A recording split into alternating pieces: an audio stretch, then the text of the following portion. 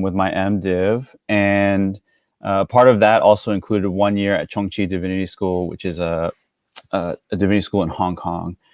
I'm from the San Francisco Bay Area, and the Chinese immigrant church is kind of where I come from. And so even as I was discerning where to go to seminary or where to go to divinity school, that was in the mix, kind of this worry or concern, like what is theological education for? And more importantly, who is it for? And is it for communities that, like the places that I come from, or will theological education actually make me somehow less legible to the people I care about most?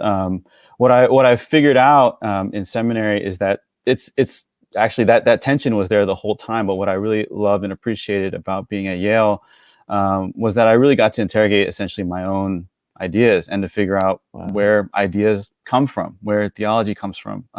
What does it mean to be a Christian or to believe in God, even on the most fundamental level? And that in the classroom looked a certain way, which was often very stimulating, exciting, frustrating, challenging.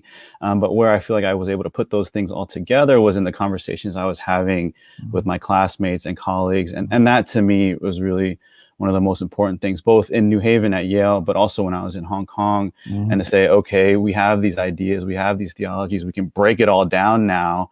But what the heck does it mean for us and our communities and people who really don't care about this language or don't care about the technicalities of the theories? But being able to have colleagues, especially in an ecumenical setting, and just people from all over the country, from all different backgrounds, all different denominations, even in a place like Hong Kong, with them wrestling with their own questions about the world and democracy and the church. And so to be able to wrestle with those questions with classmates was probably the most valuable experience for me, and really helped me locate myself, and made all the theories and theologies kind of come to life a little bit more. Wow.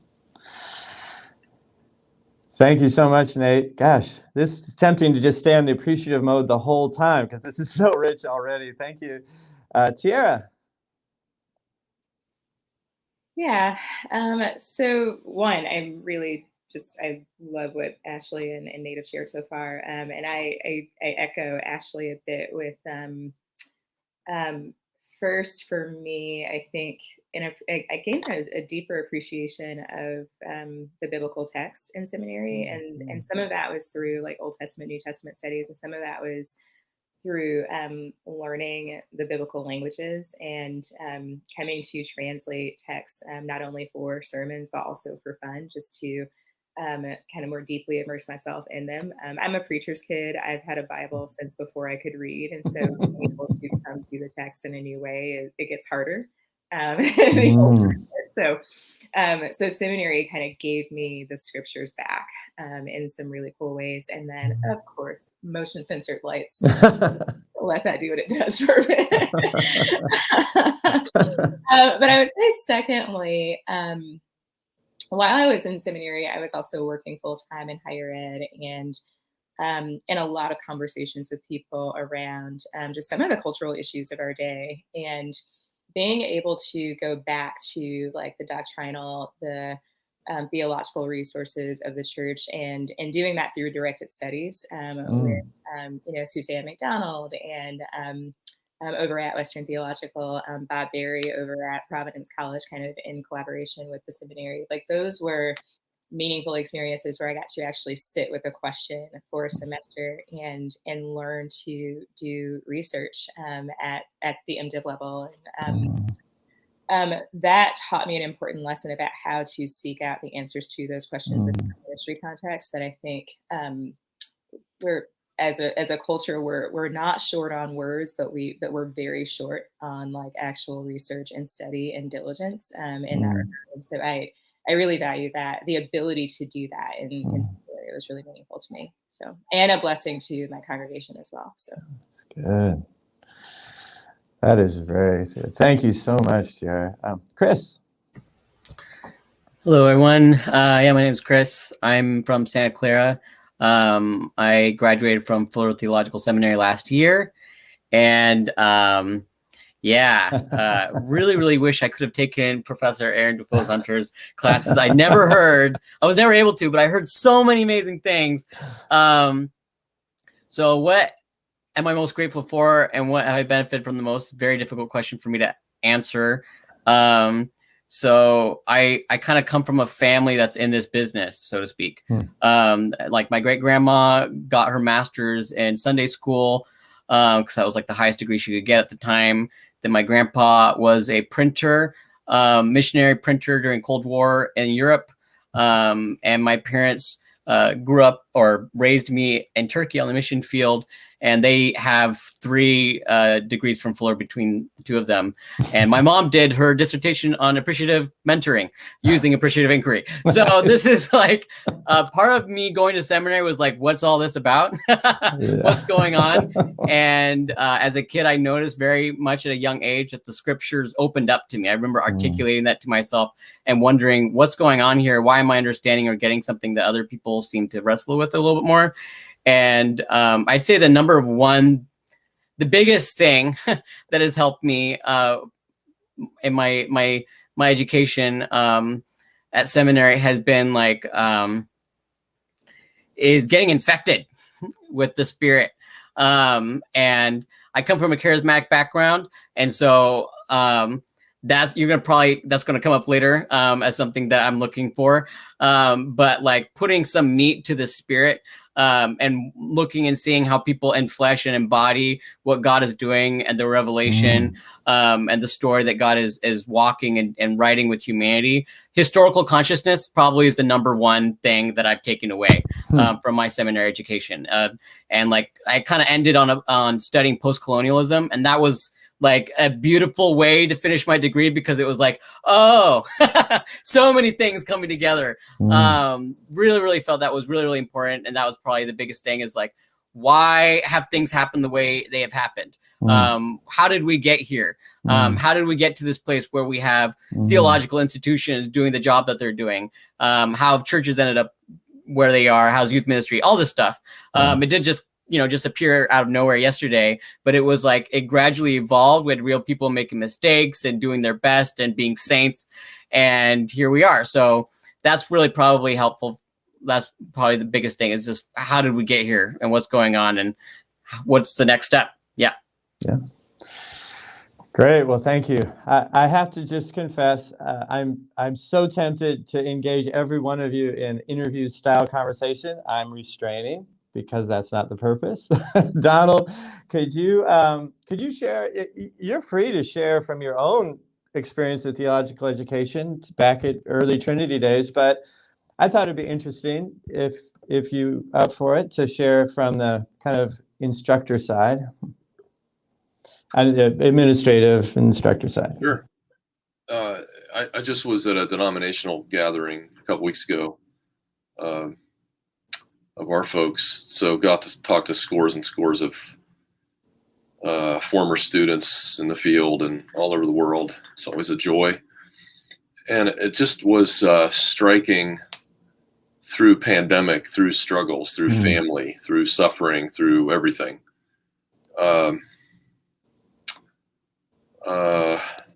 This sustained fruitfulness, the wonder of how the Lord has sustained them. The stories they told, the self-awareness that they're not the end of anything. I think that's the biggest thing you should learn in seminary and post-seminary, and probably all of us for all of our lives, that we're not the end of anything, especially not the end of our own education. And that's just what I heard over and over and over again from these folks. It was so encouraging. I guess it reminds me that that's what on the I don't know, I guess you could say on the professorial side of things, we got to remember that we're not the end of anything either. We're trying to be faithful stewards. We're trying to help and equip.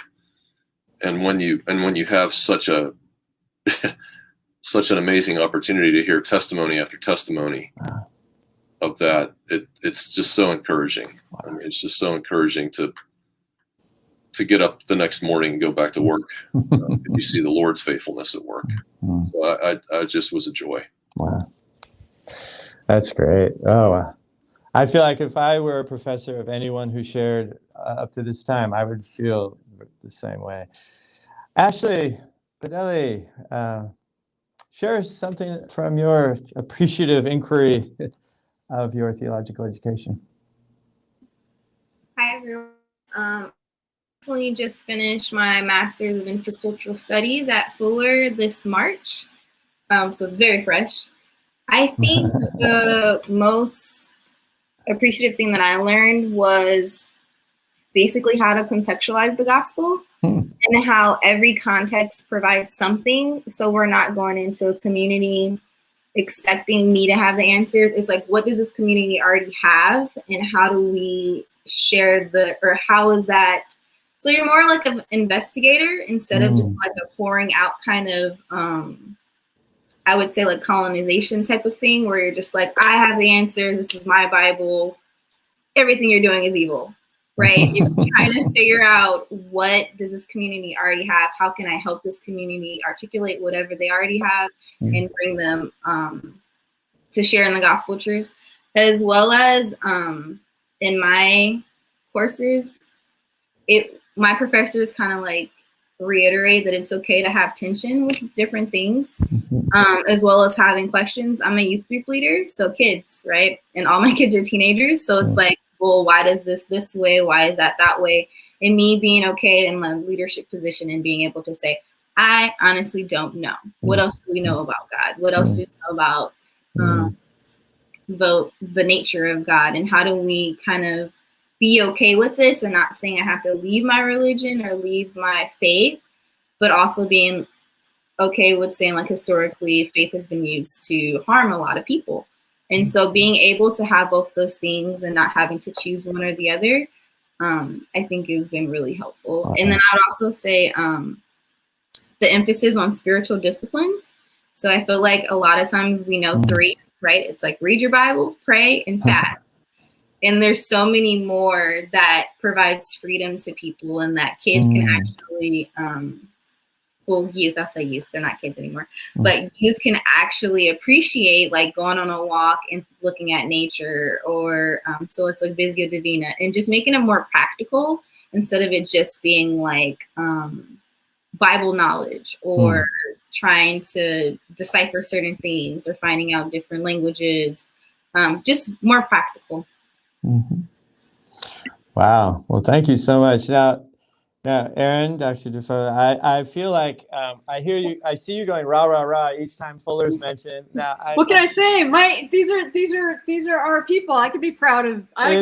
These two. It's awesome. I just want to say you have to get permission before you use these recordings for recruiting. That's just it's a technicality, but you need to be aware. Okay. Dr. Defoe, why don't you share, Aaron? Yeah, so I'm gonna kind of dovetail on something that Ashley talked about. I've been fortunate enough to be participating in kind of a revamping of core courses at Fuller, and these were received in a mixed way from theological educators. But I really appreciated that I was coming alongside students in beginning to pay attention to what we sometimes call a rule of life, or a like, what's the trellis? Like, how am I going to be able to do the things I feel called to do in a world that is just like, we're sitting here on screens. It's just nonstop, right? And where I live in Southern California, that is just, we're just highly tuned, highly anxious. There's no shortage of need to pursue justice, right? It's just constant and chronic. And yet, my students have really helped me appreciate, as we've been working together on this kind of rule of life, or kind of rehabituating ourselves to the rhythm of God and to the rhythm of the Spirit, to a rhythm of hard work and then rest. That's been and that work can involve a lot of that rest can involve different kinds of practices, some of which Ashley was talking about. And I'll just say, for me, one of the challenges is how my students have really pressed me to be more intentional about the goods and the dangers of technology, or what I would really say are devices. And that's been to reflect theologically about those things, right? Not just like everybody talks about this, but to think about, how is God involved in this? How is this shaping me? How is it misshaping me? How can I utilize this for ministry? And my students, especially because of the generation that many of them are in, really educate me about that, and remind me of my own need to learn from them about a new kind of rhythm in a culture of constantly on. Wow. So thank you so much, Aaron. In a way, you kind of segued us before our last sharing about appreciative, and I thank you for that, because it's kind of, you appreciate what students have enabled you to do as you rethink this, but you started the aspirational side. So Felix, I give you permission to go on both sides of that. You could share appreciative, and if you want to continue the aspirational, what kind of things you'd like to see, you have extra time. Maybe I'll just answer both, and then you don't have to come back to me later on. Okay. Yeah, I think for us at Western Theological Seminary, there's one word that captures the core of what we do is the word formation. It's whole person formation, realizing that, to be Christians in this day and age, to be ministers in this day and age, it takes the shaping of the intellect, it takes the training of the hands and our feet, the how, but also attending to our interior life, how our emotion, our understanding of ourselves continue to play itself out. Even our history, our past, our own pain continue to make their way out into the current reality that we find ourselves in. And so, two examples that come to mind to kind of capture kind of our focus. Our dean, Dr. Kristen Johnson, talks about discipleship, the importance of discipleship, and she uses the imagery of the tree that is planted by streams of water, establishing deep roots, bearing good fruits. So what does it look like for us to be focus on faithfulness instead of simply effectiveness or efficiency, or just even focusing on production as signs of good ministry versus ineffective ministry. And so faithfulness. And then more recently, we were blessed to have close connection with the family of Eugene Peterson, and his biographer wrote about Eugene as someone who's been in the holy presence of God. And so we challenge our students to think of themselves as someone who use their seminary years to be in the presence of God. Because as you go out there, you are presenting yourself as someone who will lead others into God's presence. And how can you do so if you have not been in God's presence yourself, in whatever area that God calls yourself into? And kind of pivoting into the kind of more aspirational, I think as American theological education, we are in a place where we really need to take seriously the global church. Part of my own history, having grown up in Indonesia and then in Taiwan, moving to the United States, are we going to see them as the theology and the spiritual insights and the understanding of Scripture that come from around the world simply as results of colonial eras or unprocessed, raw, exotic material that is unsuitable for consumption until it has been thoroughly processed by the Western church? Or are we going to stop and say, wait a second, the Holy Spirit is alive and active and the church is growing? Is this a moment where we return to an Acts 15 moment and say, the Lord is up to something? And that we take a moment to stop and listen and to see what the Lord has in store for us. Wow. Well, thank you so much for providing us with that transition.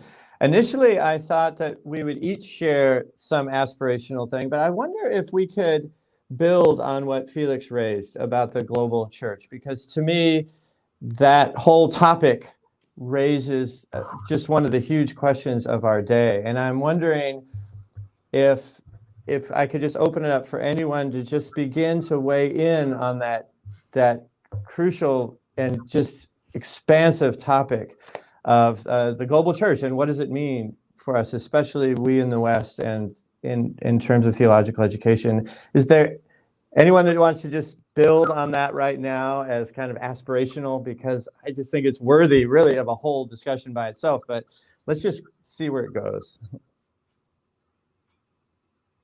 Right. One of the things that, so I'm not familiar with all of the when we say global church, everyone has like different relationships with the global church, and so I don't have relationships with the global church. Our church is partnered with church in Hungary and a couple other places, and one of the things I find really meaningful about that is it's a mutual partnership. And oftentimes we, Felix, you referenced this, and I really appreciate you doing that. We kind of, we make the global church one-dimensional, and then we condescend to the global church as though they have nothing to teach us. And I think particularly in the West and particularly in America, as our context becomes more post-Christian, post-church, secular, whichever word we would like to use there. I'm actually looking to these places where the church is growing and saying, like, what do we need to learn about how to communicate the gospel? What do we need to learn about missions? What do we need to learn theologically from people who are in a context in which they are facing some of the same challenges that we're coming into? But they're somehow managing to be not only faithful but also effective, and so and that's one of the things that we've been able to glean from our partnership with Hungarian churches. And I wonder what it looks like for theological education to kind of facilitate some of that, like that partnership, some of that like mutual learning from each other, and kind of comparing of notes, ministry notes, etc. Which, by the way, sorry, I don't know if I said this before, I also attended Western Theological Seminary. I graduated from there back in May of 2018. So another recruitment moment for us here. Of course. You know, Nate, I'm wondering if you could weigh in. It just seems like your experience in Hong Kong had to be a very rich, fertile environment for you to think through these questions. Yeah, even kind of as Tiara is kind of bringing up, I'm struggling to kind of conceptualize what I experienced in Hong Kong as an experience of the global church, even though it is. But I think, like, certainly being able to go there, a huge part of the reason I wanted to go to Yale Divinity is because they had this partnership with this with this divinity school in Hong Kong, and it seemed so important for me to be able to just get out of kind of the American, the U.S. kind of context to study theology with, and just the American here in the States. We have such a kind of an anxiety about very particular things, and I remember, so Yale and Chongqing, the school in Hong Kong, they send students back and forth. So even being able to talk to some of my classmates who studied at Yale and went back to Hong Kong, and they're just like, why is everybody so angry all the time in the States? Or why does everybody, and with good reason, obviously, but I think their experience in Hong Kong and is a little bit different in studying theological education. But obviously the biggest thing for me there, and really connecting a lot of the dots with what's happening in the States, is being able to be with them as they're theologizing about their democracy movement situation, and to see the ways that they're kind of conceptualizing what God is doing on the ground, in regards to kind of their basic freedoms, and then to put that in conversation with some of the theologies, liberation theologies, womanist movements here in the States. That to me was really kind of enriching. And so, it just felt really powerful to be able to be there, to kind of bear witness, but also to recognize my own limitations in the way that I just couldn't fully understand what was going on there. Even that in itself, I think was a powerful thing, just to recognize as a guest there, to reflect theologically on what that meant. And but yeah, I mean, certainly. And then when I went back to Yale for my final year, me processing what had happened during that year and realizing some of these theologians over the past 100 years have been asking those very questions. You know, what is a nation? What do we do with these questions as governments kind of become more authoritarian and we make sense of this kind of destructive capitalist exploitative system on a global level now? To think that and to realize, oh, there are theological answers, and there's a lot of really powerful, beautiful stuff to kind of to navigate through this. Yeah. You know, I know that I don't know the Western context as much. But I'm sure it's true as with Fuller and Trinity. There's a strong international student presence at Fuller, at Trinity, I'm sure at Western. Could you all who are in those places just comment on to what degree does that international presence help to process some of these questions about the global church? It's in an American context, it's in institutions that have certain traditions, but it seems like there's real potential. And I'm just wondering what your take is on working out some of this thinking in a global church in American context. I'll just say real quickly, I think that's part of our stewardship at places like Trinity and Fuller and other places in the States, where folk are able to come here from all over the place, like everywhere. We have to steward the everywhere conversation back to everywhere. Because that doesn't happen a lot of places in the world because resource-wise can't afford it. Some places can, most places can't. I think we feel that press in a good way here to steward that gathering well, so that as we gather and send back and bless, that's been a thing that's helped everybody in the community. Everybody's heard from everybody. We've catalyzed and been responsible to do that. Aaron, at your Fuller experience, what would you say? Yeah, so let me say this a couple different ways. So Fuller has a lot of online education. So I will always have I teach a lot online, and I'm going to be teaching more online. That's only going to increase. And the advantage of that, right, is that we have students literally from all over the world. So I had, I think, five students in my last class who were from Africa to Jamaica to Eastern Europe to Greece. There's advantages to that, right? That's super exciting. This is something that online education, we have an opportunity that we've never had in any way before in human history to actually cross lines simultaneously, right? Synchronously, to engage with Christians who are across the globe. I want to throw in this caveat. I'd be interested, maybe Chris could comment on this and others, but I want to push a little bit on, I think, a potential missed opportunity in all of this, because I would say that the problem, so I could go off on how wonderful all that is. We have students on campus, and I could say gobs about that. The downside is that, so for the reality is that most of the global church is Pentecostal or charismatic, right? Let's just say most academics teaching theological education are not.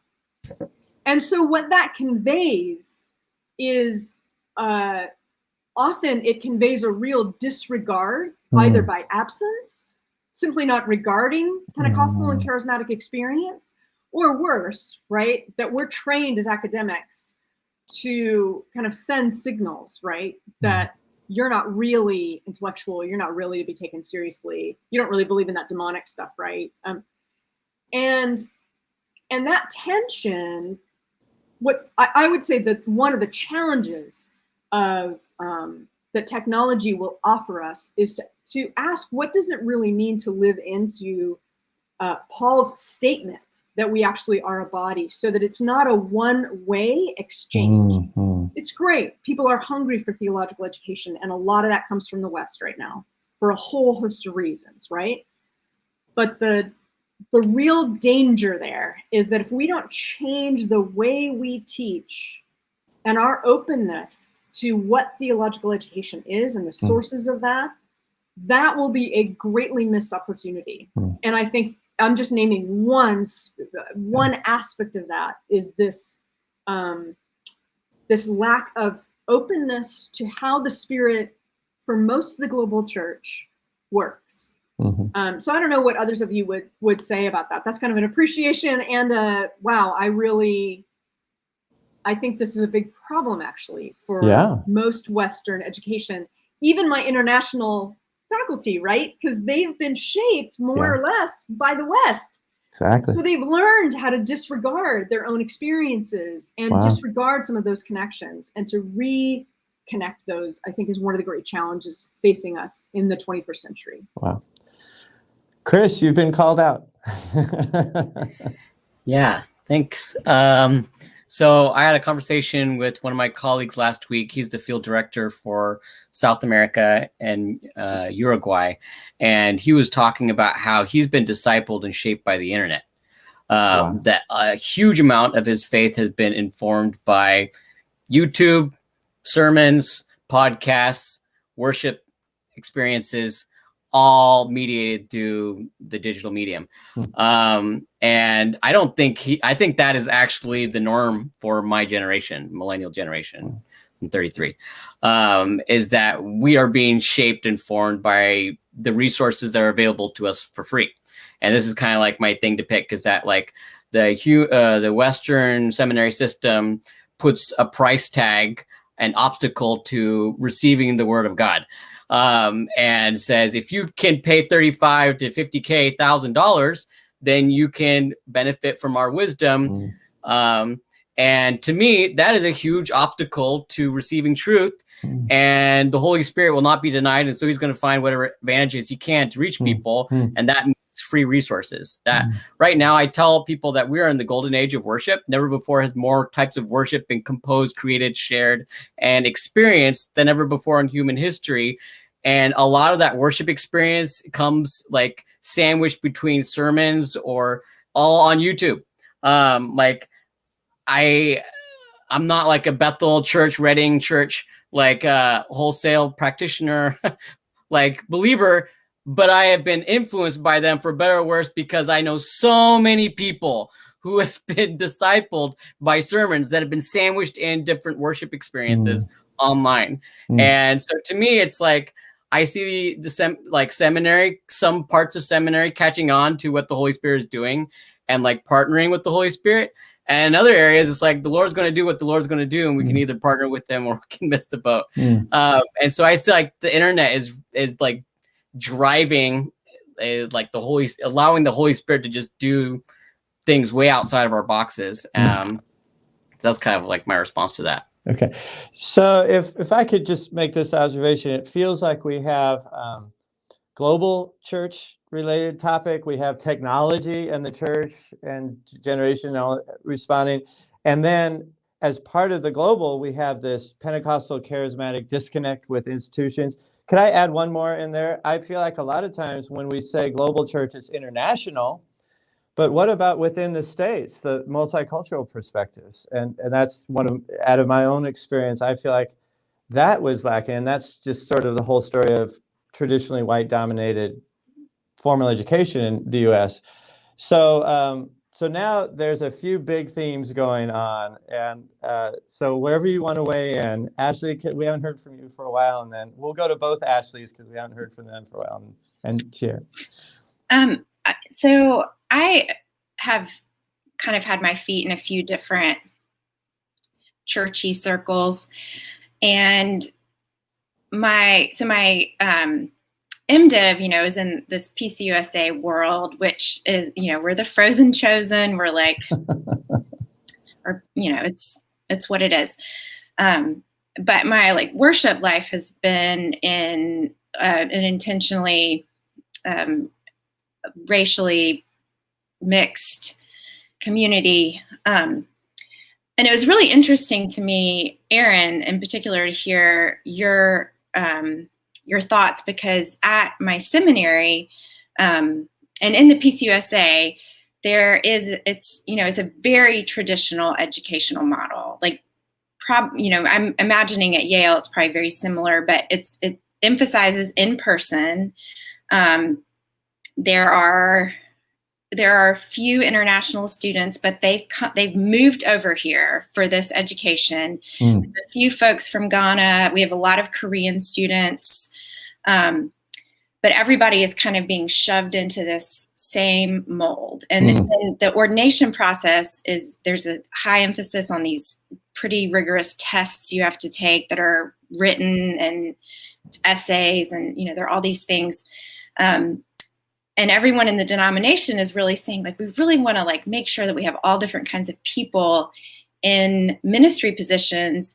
We've got to figure out how to help them get through these tests, right? And what I'm hearing, and what I'm hearing kind of underscoring all of, these, and I think you're right. A lot of these folks have these thriving churches in Richmond of, people who have immigrated and moved here, and they are largely Pentecostal in their feel. They're funded by the PCUSA, but they're Pentecostal in their feel.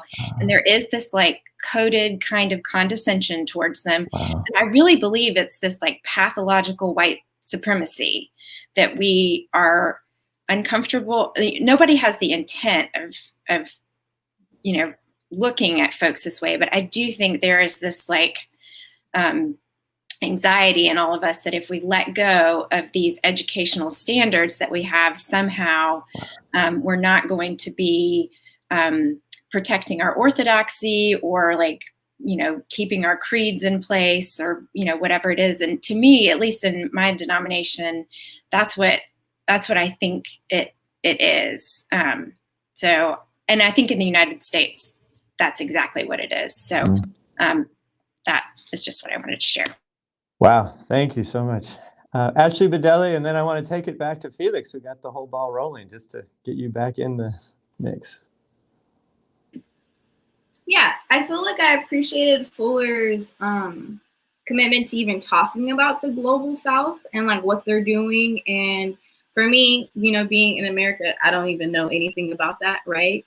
So I appreciate even bringing that up, and then that it is charismatic, right? So growing up in Black church, right, it is predominantly charismatic, right?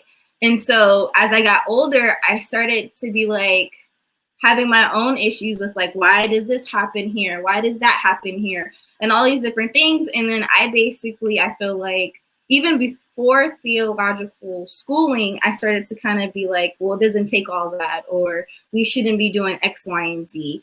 And it kind of elevates one way of worship, or one way of sermons, or one way of what your faith should look like, right? So then when I went to Fuller, it was nice to kind of be able to pick at like what happens in Black church and how traditionally it was made out of X, Y, and Z, and how this is fruitful, how this was able to, how Black church was actually like the only place that people could be themselves. That's why there was such freedom. That's why the Holy Spirit was able to move that way. And being able to kind of take back experiences as well as your faith, instead of just kind of villainizing and forcing assimilation. Like even worship songs, right? Gospel songs are pretty different than just like the Bethel songs. And it's kind of, but if you think about like, if you're looking at even the words, like Bethel songs, and I'm generalizing Bethel as in contemporary Christian music because it's, very popular. It's very like I statements. I need you guys. It's very like I, and it goes back to like that individualized faith instead of that community-based faith. So like Black churches historically, they were able to do things in the community because they had to. It was necessary, right? You couldn't just like voting places, food, Sunday school, all of these things had to happen in Black church. And then you look at like, I attend a Presbyterian church, so I see like the beauty in how like the rules are made, how everything is like very equal. There's a session, we're gonna all answer questions about this one decision that we're gonna make. But I have felt like, this is like kind of stagnant. Like there's no space for testimony in Sunday service. There's no space for, it's like you're out in an hour, no matter what. Like you're gonna be mad if you don't have an hour. Then there's the other spot of like, why are you in church for 3 hours? So there's like different things that you can learn from both spaces where it's not like, you know, you're doing church wrong. I feel like if you're looking at any context and you're like, you're doing church wrong, that's not being humble. That's not coming in the spirit of like, what do you have to offer? And like Nate said, when he went to Hong Kong, it wasn't like, basically, how can I change your church? It's like, how can I listen to see what God's already doing here? And the expectancy that God is working here instead of, I need to solve your problems, right? That's very like settler. Let me see what your problems are. I have all the answers. And I'm going to do a plug because I really like this book. There's this book called In My Grandmother's House by Dr. Yolanda Pierce. She's actually the Dean of Divinity at Howard University. And she basically goes through her life of like her experience with her grandma and kind of dissecting like this happened here. That was like a holy thing, and I didn't think that way before. And I villainized my grandma and all the people that were like her without understanding what that was for. And I think what Aaron said was just kind of villainizing the charismatic, I guess, church and not giving them the accolades that they deserve. Like just because they've been in ministry for 20 years and I've been in school for 3 years, I have more to say about ministry that doesn't really like add up, right? Because a lot of ministry is with people. So that we have to have like, I know what Fuller, they have like a practicum. And so if you're in ministry, you don't have to do that part. But like, just because I have a degree does not make my ministry expertise better than someone who's literally been on the ground this entire time. I've seen generations in churches, has been on the mission field, and they deserve a seat at the table, even though I don't really like that saying, because why is there a table anyways? But like, these people deserve their voices to be amplified. Felix, you started this ball rolling. Do you want to add another push in another direction at this point? We can't hear you. Sorry, I think just an affirmation. I think Aaron, you hit the nail right on the head. My mother's side in Indonesia came into Christianity through a power encounter, a Christian power encounter. My grandma encountered demons in her house. How do I make sense of that now that I am at a Western theological education institution? Do I just simply silence that? How do I even incorporate into my own understanding of how God and the Holy Spirit continues to be at work? It's like, I don't have the answer, but I think you hit it right on the head. And I think, Tiara, you talk about learning from the church in Hungary. Ashley, you talk about learning from the Black church. Bill, you talk about learning from the multicultural churches. I think I'm reminded. I think all of you are capturing something that we need to do, and I think there's both a way to do it right and a way to do it incorrectly, right? I think oftentimes what we like to do is to kind of just learn something superficial and then use it to advance our own end. And what all of you are saying, you're saying, immerse yourself in it, and then see how these other contexts, people in these other contexts have made sense of their faith in light of their own experiences. And then you can see how they inform yours. It actually reminded me of, I think Esau McCauley wrote in the Atlantic, how he gets frustrated when people listen to Black pain without taking the time to listen to Black hope. Weaponize the pain of the Black community to advance their own end, to leave Christianity perhaps, rather than stopping and listening and waiting to see, wait a second, here's a group of people who became Christians while they were enslaved, yet they learned to be, they continue to be Christians with that power. And I think it just reminded me of that in kind of all that you're saying. Affirmation. Hey, Bill, could I just do a quick follow-up question to Donald? Please do. Which I think that, actually is a question that you could all respond to. But Donald, you talked about in terms of, the connection that the seminary has with relationships from the global church. You talked about the language of stewardship, like how to steward those interactions, those relationships well. I wanted to to ask if you could elaborate a little bit on that, and if others want to weigh in as well. I believe that even Felix was getting to that point. Yeah, sure. Just a couple things. One is kind of a micro level. How do you incorporate readings and interviews and connections with folk from as much everywhere as you can? That broadens everybody's both perspective and input, so that you have the voices from all across the globe in class. We could be doing this. We should be doing this. We all could be doing this. I think we did it more during the pandemic because we had to, and now I think that's one of the things being taken away that we all learned. Like, why not continue? So that's one thing. I think at a systems level, you can think about an organization like ISET that meets periodically somewhere in the world, usually in the majority world, where the number of folks from the first world are limited on purpose, which is very wise in terms of voice and contribution. That's a great space where conversations go in every direction, truly where everyone's learning from everyone.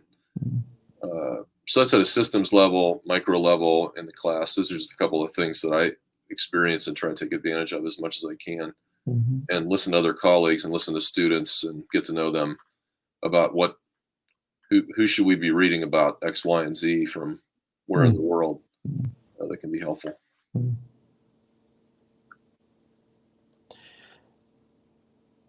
Donald, what's ISET? ISET is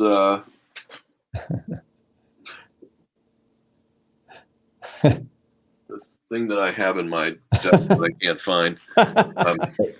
International Council for Evangelical Theological Education. Thank you, Felix. What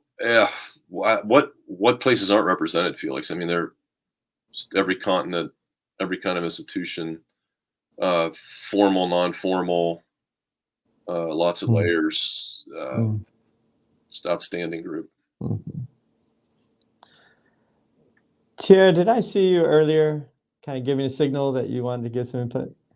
I did, and I don't want to belabor the point here, but as we were talking through kind of some of the like the relationship capital development between members of the global church, both globally but also locally in the United States, one of the challenges I find within even the conversation, particularly when it comes to theological education, is the way in which we assume that the barrier is an intellectual one rather than like a financial one. And as someone who grew, there's a deficit that is kind of baked into even the way that we talk through this. I grew up Pentecostal, actually. I am not very charismatic, so I went very quietly into the Reformed Church as an adult. I used to say kicking and screaming, but that doesn't quite work. But I was a part of. My parents are still a part of the Church of God in Christ, which is it's a historically Black denomination. It was multicultural at its start, but then some things happened, and the Assemblies of God was formed. And it is very apparent to me within that denomination that what it looks like to be a faithful steward of a congregation includes a seminary Bible college experience that builds not just your formation, your resources formationally, but also in ministry, but also intellectually. And that is a value, I think, for people. And so I throw that out there because sometimes we can, I love the example, Ashley Fidelli, that you gave of like my, MDiv does not in any way make me more, whatever, I can't even think of the word here, than someone who's been in ministry for 20 years, solely because I went to seminary and they didn't. And I also think there's, for people that I know, including my dad, who did not, get the chance to go to seminary because he was a bivocational pastor raising a bunch of kids, he lamented the fact. My dad was born in 43. He lamented the fact that he didn't do that. And so it was a resource thing. It was a I have to provide for my family in this particular way kind of thing. And when I went to seminary, even though my dad was not necessarily sure that I should be a pastor, and still isn't, when I said I was going to seminary when I finished, he was proud of me. He was proud of me for that. So that value is there. That value has historically been there. And I think sometimes in higher ed institutions, because there's usually a dearth of people of color, we can assume that the lack of resources that results in a gap of there being enough people in those spaces means that the value isn't present. And I just want to kind of tilt us a little bit away from that. So, but so Ashley Diaz Mejia, could you comment on, so let's say the value's there for the Pentecostals in your area who are being kind of supported by the Presbyterian Church, but when they get to seminary, is it a hospitable place? Because as you were saying, Aaron, sometimes their theological moorings are sometimes explicitly, sometimes implicitly challenged or neglected, which makes a statement too. I don't. What do you think about that, Ashley Diaz Mejia? I can't speak to what they are experiencing just from friendships. But it does seem, at least at my school, it does seem like the demands are structured for people who are not necessarily running a large church and supporting a family at the same time that they're going to seminary. And also not for people who are, learning English at the same time as they're doing a graduate degree. And that, I think that is a challenge that's not necessary, that, maybe is accounted for in some ways, but certainly was a challenge for some of the folks that I knew. And I think, I think I, just from observation, longed to have their experiences and their expertise, because I certainly view them as having a lot of expertise centered more in our classrooms. And I think the lecture model doesn't allow for a lot of centering of those experiences and that expertise. So I'm a little hesitant to speak to their experiences. This is just what I observed. Yeah. Nate, do you mind me getting you back in the loop? I so value what you shared already, and I don't know if you have something to contribute to this exact line of thought, but I just feel like I've just watched you too long. Yeah, I don't know if I have anything to contribute either, but I will say this conversation, I think, this particular strand of conversation, I think really is interesting because, like I mentioned before, fundamentally, I think as somebody, I think the whole choosing where to go to school and then being in theological education was really me trying to figure out what kind of Christian am I, and like, where do I belong, and are these places created for people like me or for people like the communities where I come from, and so a lot of that has to do with thinking about it kind of denominationally or tradition wise, like, I think I'm an evangelical. I came up in an American Baptist church.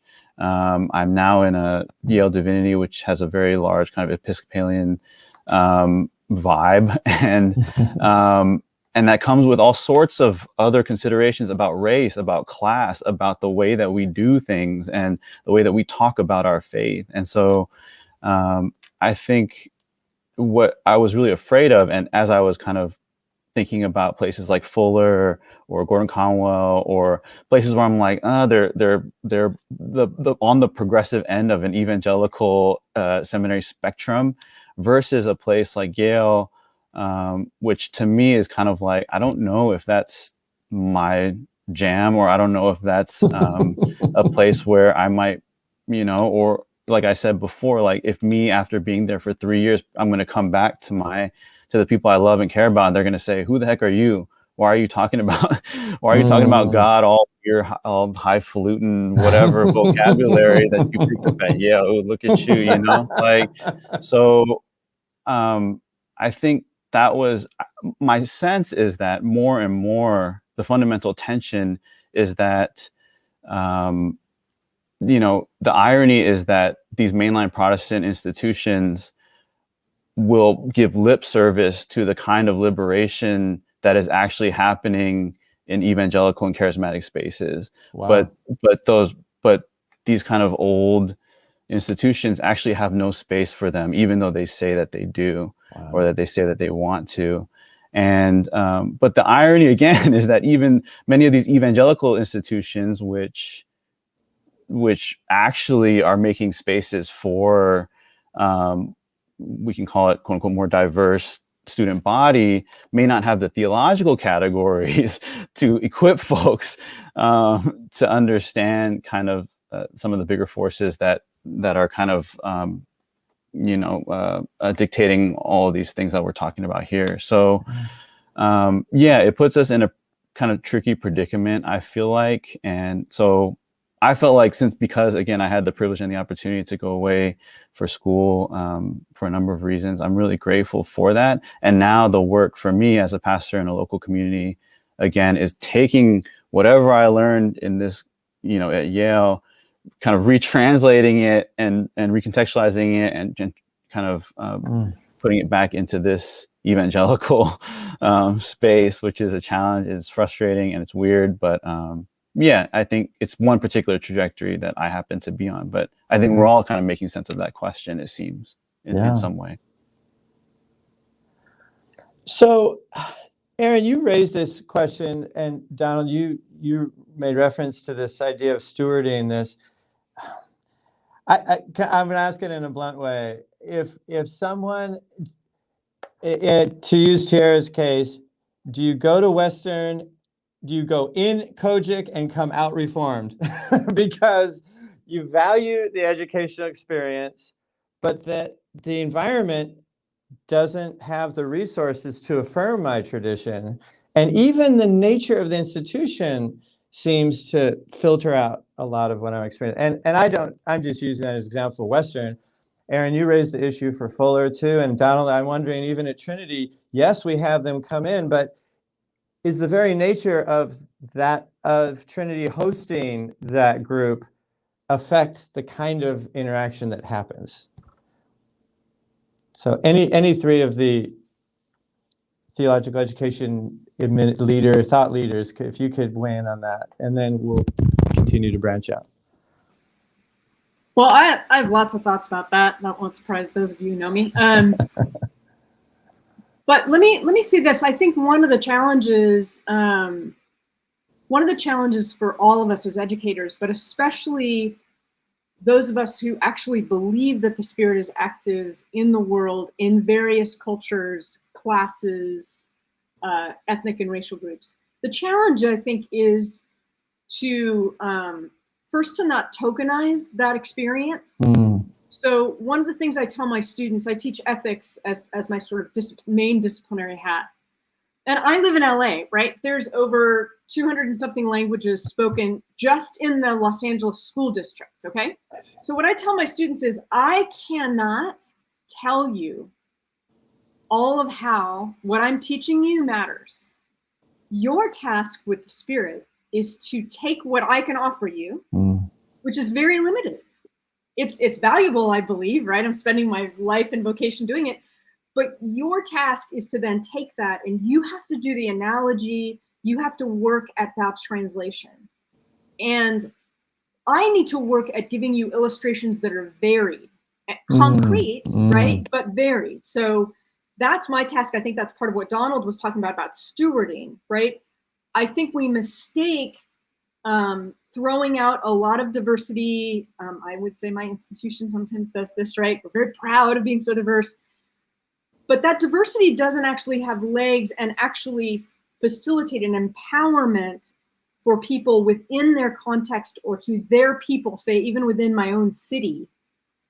And so I think as theological educators, we weren't trained to do that, right? We weren't trained to give education in a way that says, I have this limited little piece, and then you have this other task. So your continued learning is to take what I offer you and translate it for your context. But we believe theological education that the Spirit is actually doing that. That actually is the way that God works in the world.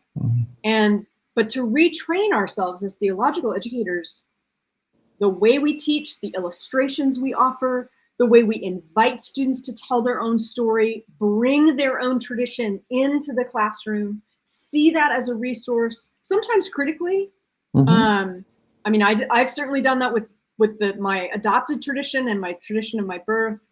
But they bring something to that theological journey, right? So that's what I'd say is a, I don't know what others of you think of that, but that would be some of what I worry a lot about, this sort of diversity for diversity's sake that actually doesn't empower people in concrete ways to serve and to attend to the Spirit in ways that I just can't ever do for people. Donald, Felix, you want to follow on that at all? I do. Go ahead, Felix. Aaron, I think you're exactly right. I think the invitation, how the invitation is given, to be mindful of that. I think Donald, during my time at Trinity, talked a lot about Parker Palmer, and I see a lot of that here at Western as well. It's just this idea that the teacher, it's a fellow learner that's facilitating education, but we are all learning about God together. And so to be able to have the humility, to have the expertise, you have to have the expertise. As a professor, our professors have to have some level of expertise. Otherwise, it's not worth it for our students to be there. But then to have the ability and the humility to say, this is from our tradition. How does it fit in your tradition? And realize that in sharing of our experiences together, we actually get a fuller understanding of the God that we worship. I agree with Aaron and Felix. That's really well said. I would just say a lot of professing is curation, and faithful and fruitful and careful and thoughtful and informed and all the above, so that diversity isn't just a goal in itself. I was just looking at Yale's website, by the way. I was really intrigued by what Nate was saying.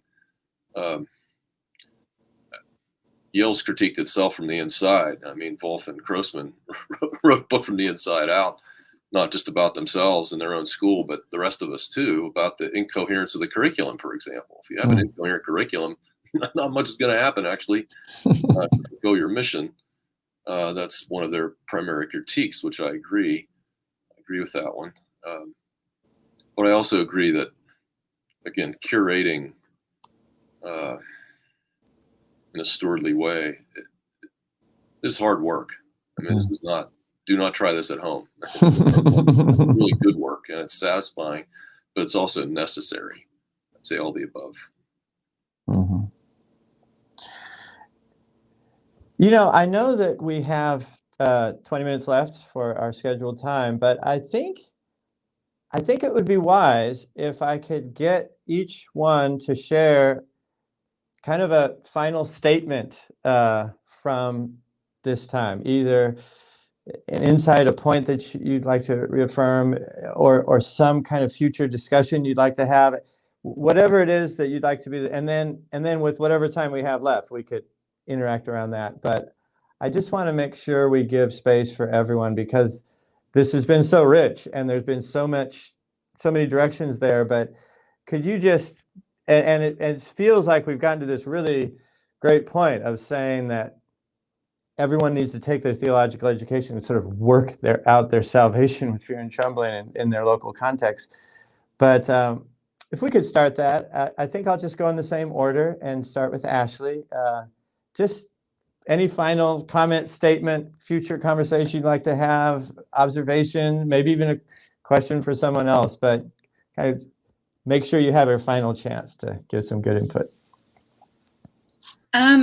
This is a really intriguing and really challenging yeah, I'm really grateful for this conversation. I think I shared in some of our previous conversations that my present call is to what's called a new worshiping community in the PCUSA, and we are in a juvenile detention center in Virginia, and we have the kids who have the 50-year sentences, and so we're working in that context. And the question of so in my mind, I always have the question that theological education, like the material, is never neutral, right? So I would just love to kind of continue to process this. You know, when we talk about the gospel, it hits different with these kids when we say, you know, you're a sinner, you're terrible, we don't say that to them. We say, you are beloved. And when we say, you know, we don't talk about Jesus in terms of how people are and how much, you know, only Jesus stands between you and God. We talk about Jesus's triumph over the empire and the powers of empire, and that makes sense to them because they're living that right now. And I'm just curious, especially from educators, you know, when we're handed theological education, I felt like I needed a lot of like walking with me to kind of process the material and to think about the context and even the body that I bring into that space, because I am a white presenting woman, and it coming from me, it's different. And so we have returning citizens giving, like, people who have lived and are resurrected in that system of death, giving hope, I guess. So I don't know if that makes any sense. This is a really intriguing conversation to me, and I have a lot more questions. So I'm grateful for your insight. Well, thank you, Nate.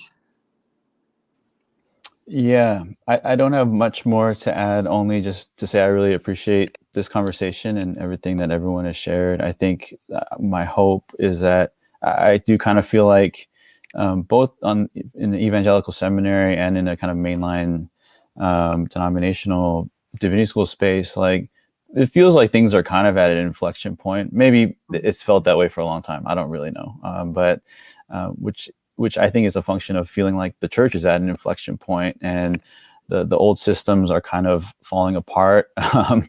And I think students are starting to realize, wait, hey, like this, you know, why am I spending so much time and money on something that is just causing actually kind of spiritual, spiritual death in some ways.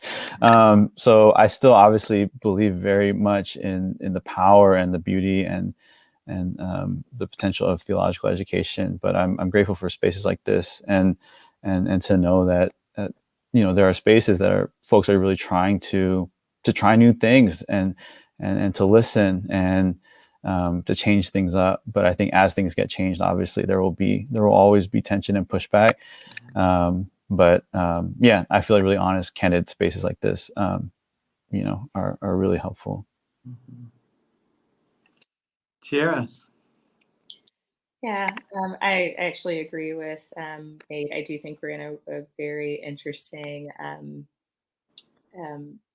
point within America, also within America, in terms of the church and theological education and the ways that those interact with each other, and then the larger world that, like, the church believes it's equipping the saints to go into as missionaries. And I'm genuinely curious about the way in which the church and the seminary will partner moving forward to discover not only answers, like, theologically and doctrinally, but also ministry strategies, deeper formation, all the things that Western Theological Seminary is about, for a new age of both ministry in the church and beyond the church.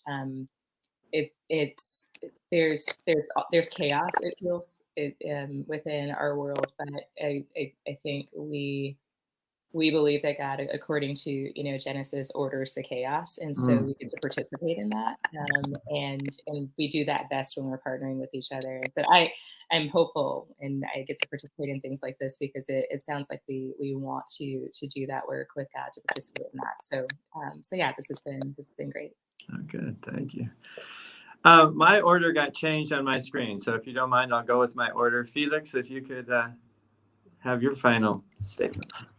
Yeah, I think I just echo what's been said so far. I think halfway through, I thought, okay, we need to have a round two, because I could, so many things have been said that I feel like, wait, I want to peel that back even more. Let me hear more. So I think Tiara, Nate, Ashley, and Ashley D, Ashley B, Chris, thank you just for your candidness, and also your challenge. Just reminds you of the proverb, wounds from a friend can be trusted. I think as a in the role of the president, I hear a lot of feedback about what seminaries are doing wrong. But I think from you, I hear these are ways that seminaries can be better, and we want to share it because we believe in the role of the seminary in this day and age. So thank you for sharing those thoughts. And Donald and Aaron, Donald, I've known you over the years for my time at Trinity and being in the program, and Aaron, I've kind of followed you from afar and been fascinated by your writing. And just hearing both of you talk about how you approach teaching, I just love it. I'm inspired by your love and commitment to students, and the way that you go about forming and shaping the students under your stewardship. So thank you. And Craig and Bill, just appreciate being part of this conversation, and thank you for what you're doing and creating the space. So, well, thank you for this. Thank you. Chris. I kind of feeling a little bit imposter syndrome, like what am I doing here? But so privileged to be with you all. Like the culture I grew up in, I would prefer to have you guys all for like a weekend, and we just drink chai and tea all day long and eat and just keep this conversation going. And I kind of wanted to pick up on what Nate said about this being like an inflection point, and like I kind of want to really drive that home. Not because I have any sort of hate for seminaries. I'm like very, very full of love and appreciation, and like really, really want to figure out a way that I can like be a part of the seminary life for the rest of my life, almost even. But I feel like we're at a time in our world where institutions, not just seminary, not just church, like I have a lot of health history, and like hospitals and doctors and nurses are super struggling, and they've been struggling for like 10 years. And if you talk to them about like a meta conversation, how is your hospital doing? They'll all say like, not good, and that's just hospitals, institutions. We look at political institutions, other social institutions. It's like, there's a whole upheaval. And so my kind of like where I want to leave off is like challenging you guys to think a little bit more out of the box. Like, what's going on? What is going on around us? Like, and like my only answer is like relationships. Is like we have to like grab a hold of each other and like dig deep into relationships, because I have no idea what the future is going to hold. I know seminaries and institutions take a while to change, and it's like we don't have the time to change. I'm gonna just say that. Like, I'm looking ahead at 30 years with climate change, and like I tell people like my generation, like people under 40 don't really think things are going to get better in the world. Or I don't want to make generalizations, but I really like over and over and over again, like, do you think life is going to get easier or harder? And everyone's like, oh, harder, definitely harder, And so I hear that like whole dialogical value in everyone's like talking here is like really, really valuing like hearing each other's voices, because I think we all have a little bit of piece of the puzzle, and we're kind of awakening to that right now in this moment with the internet or whatever is going on. So that's gonna stop there. I want to have tea with you guys and keep talking. Donald. As soon as possible, Chris. I'll just pick up right where Chris was. I don't want to give up on institutions and networks. I think they're powerful forces, and I think they're the glue that's going to help us through this time. You can't get from here to breakfast without institutions and networks.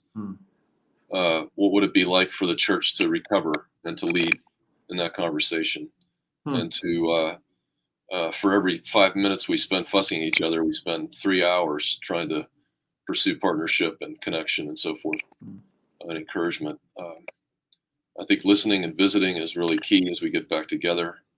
I think harnessing informal and informal partnerships locally and globally, we just got to get on that even more and more and more. So that's what I hope conversations like this, fruitfulness in terms of for ourselves, but also those who have been listening to us, take it away,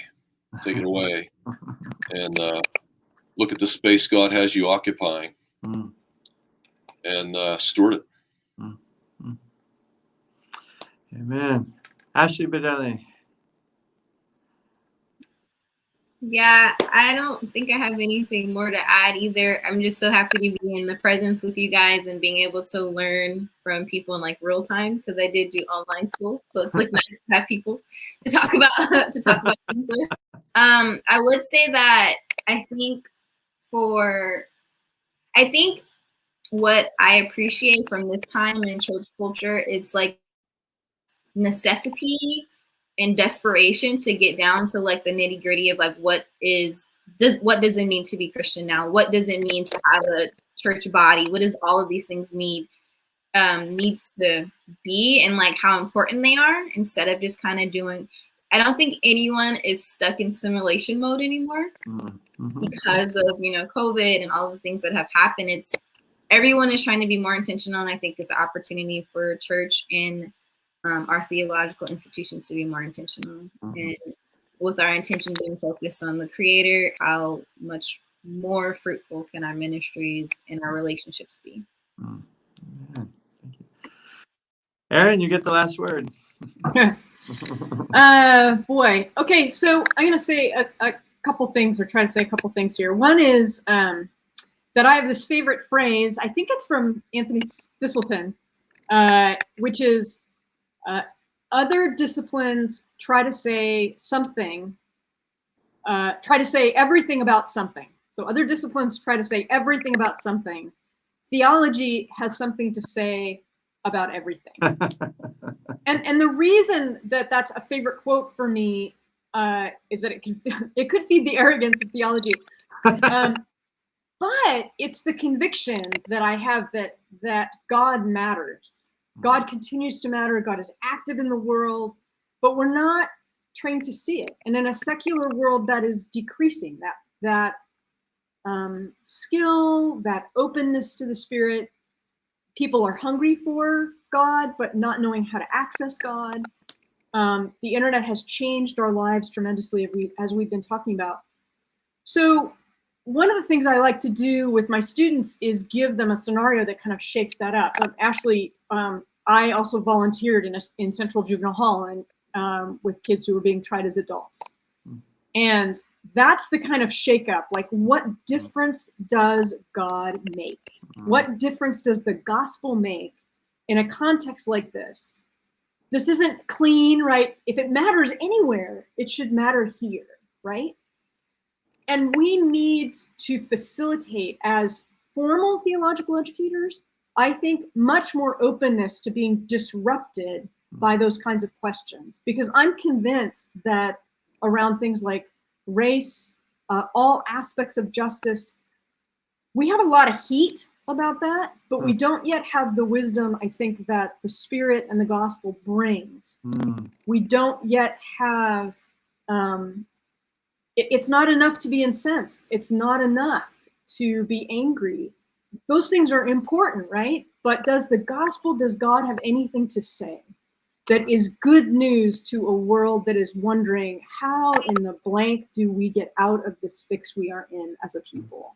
At least even in just speaking about the US, just speaking about my city. What does the gospel have to say about that? And I'm convinced that it does have something to say about it. But as theological educators, we're not always trained, equipped. And I think that's where having younger, vital, involved people in this conversation is absolutely key. I think there are avenues that you all need to create that are informal, and maybe I'd like to be in that too, right? We have these opportunities we haven't taken advantage of. And I think that's where people like Chris, and I hear Ashley's pushing on that to say, we got to think outside the box, people. Theology of yesterday is not, it's not scratching where people are itching. So I'd encourage us all to kind of stay in that double conviction. Theology really matters because God matters, God cares, God loves this world, and we're not yet at all where we need to be. Innovating and attending, I think, to the Spirit's willingness to blow apart some of how we've done theological education. Wow. Well, thank you all so much. I feel like we began with appreciative inquiry for what's happened. And I feel like there's just a sense of, I want to call it a realistic hopefulness that I know I'm leaving with. I feel realistic because I feel like we're appreciating what the real challenges are and the realities that and this pivotal time that we're in. But a real sense of hopefulness that to me that comes from a dialogue like this and sensing how you may want to use it. Donald mentioned networks, and Craig Wong is the greatest networker that I've ever personally known, and that's why actually we're all here today. So I thought, as the bystander in the corner who only got a chance to get one question in, Craig, do you want to have the kind of final wrap up, and I'll hand it over back to you.